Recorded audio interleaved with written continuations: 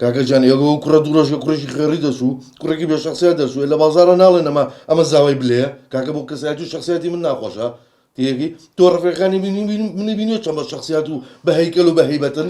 تيجي كم كساعتي عن جوانا تيجي أو نبي حكم بالرفيقاتي من الله مزمكا زعنا أشهدوا خو أقولي كم جابوكم ترجع كروتو الرفيقانم بعيبوا لقد ترجع كروتو باكم شرمي ليه كردون نعلانية أنا والله أخوي الله عندي شيء ورا بابا ورا السلام عليكم السلام ماشي بقربان بخير أو بلا بوتي ديالني أمر جسر رجاء والله بلا جارة سجن كردوا ولا جورو توزع هاري كردوا واد من اللي قراك من بيت أقدم ببلا بوتو تشي بلي برادر عم برادري بليه رفيقي بلي حامد اي قربة سجا خو باقي قاقبي وسل الهادي بو اشوار من الباب باب دواك باكر بليه بلا عموسم توزع زوجن وبين تواري أوابو والله ناو تواني من أول رفيقي بلي بقربان بلا جارة لسجنايا وازو برلايناكم أخي بهر برا راكي أخي بو الرفيقين دوايا كان شي هم من دواكي حمتان دوايا كان أي بو روشنان بولاي أزاين شو عثمان توم هاتو مواجبك بيبيني أمرو چن شمية أمر دو شمه دو شمية كرم شوار شمية ورا مواجهتي بإستراحة داني شلاي باشا باوكو نابي كاك نابي بس لا عقب برينا أمرهم كاكا جاب توكي رفيقي بلي بردروا أو كاكا وأنا اسمع تعاون الله نارو ده حاستا ولا حاستا بعزي جابين حاستا يا باشا أصدق بوبلا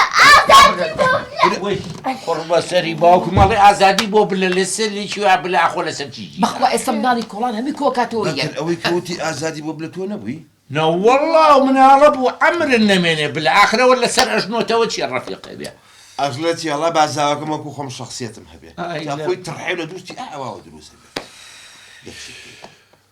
جازا انشي عثمان جا مادام أوا توزي جوش يعني بكرة قابيكو بيانا له باكر بلي جودرش كي جوي خواردو أي خوا سنك بتا حموش يقا خوا جودريش أي شو خو مصالان نيا زمانه قرا وجاران بأخوا وانا وين جبت شبك بيان بري خو جاري وبلي بخواي أنا تبلو ما هسيدي يرني ثاني سيبومني بك كيش الشغل اللي يخرى عمي وفشي عثمان جان هاري عمي وين بخوا يا باكر دايم اوا هذيك السر ما تجيسا قوري بلى، بوكسي خوش بلى، وش بلى. تعرف بس تخوا كاكا دقونا حيسا اما لازم بجوابي ام تلفوني برمزان بشيانا لا لا بيت لا نكي تخني عنكي لكنا لتين وبمرم برداخي عينيتي لا والله دست غوري يلا. آسيا تو حقي نبي كاكا تاع عثمان بوستابي لما لا كسبوينينا ما قولي بكا واو تخوا توسيري اما جا عوبتو بوا قسيشي خوش بو بجربة او عثمان صالح أنا حفتايا تبى سبك الرجال يناكم كل بابا من دو قارمان بلا سجنا بك تورمك ببالبو كان بسجنا اي لمدو قارمان يسيشي نزاني جويلي بيعلم قارمان انا شي بلو هستي كل شي او خوش. هالنبجر ما دام لا بينا والله هالحزناكم ما نبيتو زميلي بمي بيبكني وحزم لدرونية كيف يا خوتا الله منو بيوستي بشتيكي بباب تشمبولان مستحيلات او درقاي ناكلتها بحرقوك وهم دكتا واو كاكا ما دام عثمان لم وازي بين اسيا وكاكا ماليا كان هذه ماليا كان سيدي كان صافة خلي خواردوا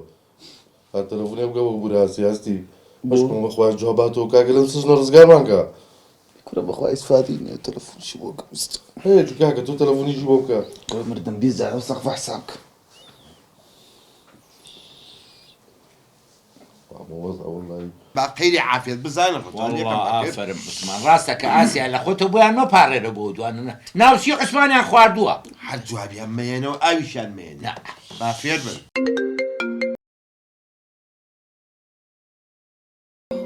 والله هستي بليه جوابي عني. والله جربك سي عثمان كجواب يا يعني النبي اقبي لهم جواباته الو ألو هستي جان پورا ئاسیاییان باشی بقوربان هستي جان تو چونی باشی پورا ئاسیا داواکاریەکمان نێڵم بۆ شتێکمان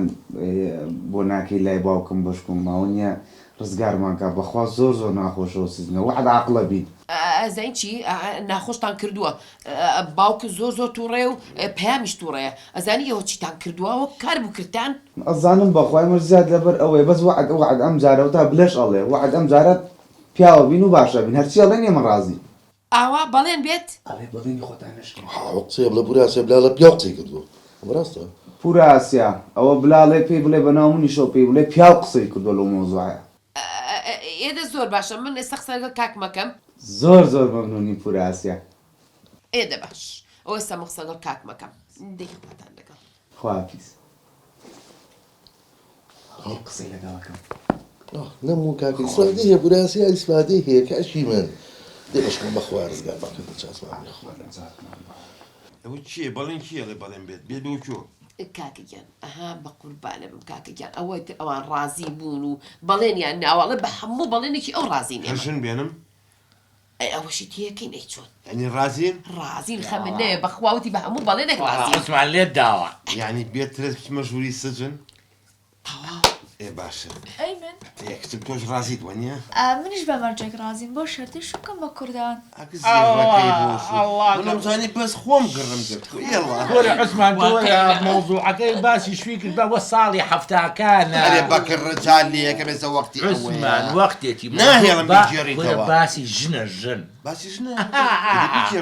باوکم بە ڕەحمە بێ دانیشبوون لەگە مەجموعەکە باسی کچیانە ئێدەیت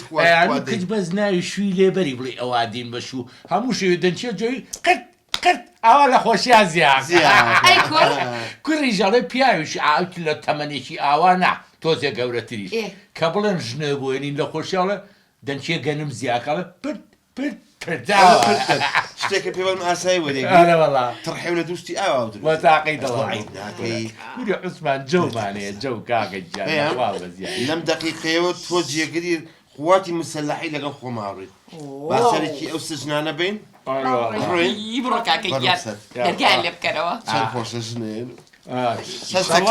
ئێمەش لە مەجارێک ئاین بۆ مواجە هەسیا بۆ خاتی وا یەک شتێ پێ بڵێم ئەم تایفەی ئێوە چییە؟ پیاوتان خەریکە سوێ بێتەوە بۆ ژن دنیشتان لە عەزلت پیاو خەریکە کوێراییدا ئەمەتان حەزی سنەتی حیاتە ئەزانی چی ئاسیا هەڵێم یەک شتێ پێ بڵم بینی خۆمان بێت خوا بەس بە قسەم بکە ئەزانی چی زۆرم حەز لە سەر و پیاڵم نەوەکو بمرم بۆ سەر و پێیەکم بۆ لێنانی خوا ئێستا وەختی سەر و پێیە بە شتێکی کەش هێوەڵا ئەگە بە قسەم بکەی حەزم لە قەلیشە ئەگە تۆزێ قەلم بۆ لێنی نەوەکو ببرم دنیا هزار مقدری چییە مردنۆم نەفسەی تۆ بەر بووە بەیانیانیش شۆربایە خۆشاگەر بۆم لێ بنێ بە قوربانە بم کۆتایی پێ بێنە لەبەر باری تەعزێمان هەیە تۆ هەڵەسی دای شەڵی ئەمرم ئیدە بمرم تۆ باوکەگیان وەرە ژوورە ئێرە زۆر پارێزراوە بۆ تۆ هەستن وەڵکما تۆ بووین سەر چاو ئەمرتان نەمێنێ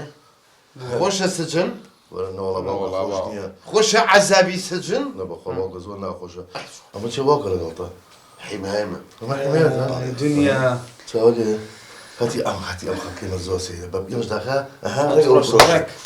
سەنەبازی باوکە شتێ بڵێ نازان من حیمایم نەبینەوە خەڵکتان سوورن چۆنە بێ حیمایەوە نە ئەو سپی و من سوورم منە تەکسیرە ئەدەبتان تیا بێ کوڕم هەتی عاقڵ نەبوون چەند ڕۆژە لەم ژوورەیە وەڵا ئەقڵی باوکی خوا بەخێر بۆ گلەیتان نییە وەڵا باوکە چۆن گلەیمانیە وەڵی باوکە شتێکی بێ مەگەڕ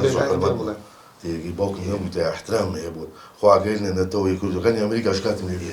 سبب ئەیلەوە باوکە جانسە جاگوی خدماتی شتیانە بۆ معقولە ئەوە چی نانە ڕەکەوێنە دەهیچ نەبێتە ڕێکردا ئەوە چییە باوکە یان ئەوە چی چای لە پەرداکە سەفەریایە ناوتەکە خۆتۆ بۆ زۆر تێکچم بۆ ئەبێ مەمنونی من بن وەڵا لە سەفەریای ئەوە مانگای ئەوە سەحەیە بۆی کەوا نەوەکو ڤایرۆس هێشتێ لە سجنا بڵاو بێتەوە لە یەکتری بگرن بۆیە سەفەریماندا سەحی چی باوکە نانەکەش بۆیە بەڕقی بۆ مێنا بۆی قوڕتان تاشێ ئەوە نە چەنەنەیە یەکلیکەش لێ بکە ماستەکەشی کوردی نەبوو لە سەرپزگەی خۆم خواردم ئەجا خواروانەوە تۆ پاشماگی بۆ ئێمە بازی مەکەن باش من هەر هاتوم بزانم وەزەکتان چۆنە بزانم کرمتی نییان لە سجنە وەڵا کرمتینیان باوکە جا بۆ کرمانتیمانەیە ڕایمان چییە هیچ تەڵەباتی شتێکتان نییە ڕۆم چونکە تا یەک هەفتەیەکە نایکەم ژوورە لانا باوکت خواوە مەگە ئەو تۆزە ماستەشم نردبوو ئەوەش نانەرم بەس نانە ڕقەکەیە حینانەکە تریشی ناکەی سەرگەیشی لەگەڵ نییە یەک کارتۆنیش هەیە ئەوە حازرمان کردووە من جرج و مشکە جرج و مشکی چۆلەکەیان ئەمەنێ باوک خۆیان هەستی خۆت زای خۆ جرجیمەتی ڕق ئەبێت لەگەڵتانە بە خۆتان دۆبینی لەگەڵا کرد با بڕێن کچم شاوارێکی خۆمان بۆنی کاکە دوو ڕۆژ لەم خەی بمرینە بەسەر کاگەجە یەخوا مبارەکە بێت چیرۆسە سەر چۆپەکە داری بۆ ژنێنە کە خۆشە لە باوکە وەست تەواو ئەی هێنم نانە بیێنە تەڵەباتی من تەواو بوو نە تەڵەباتی نایبی ئامی قوڵاتی مسلحەمان ماوە بزانین تەڵەباتی چی ئەرە باوکە ماخرێ بەشم پێ کردووە کاگەجە دایخەم نا دايما خفان مديري لا انت الله تقول شيء منيش أما شو كم بكردان كي؟ كردان عليك تمام يا شيخ كردان باكا زور شو يلقى تو زي احترام خلق لما تشاي باوك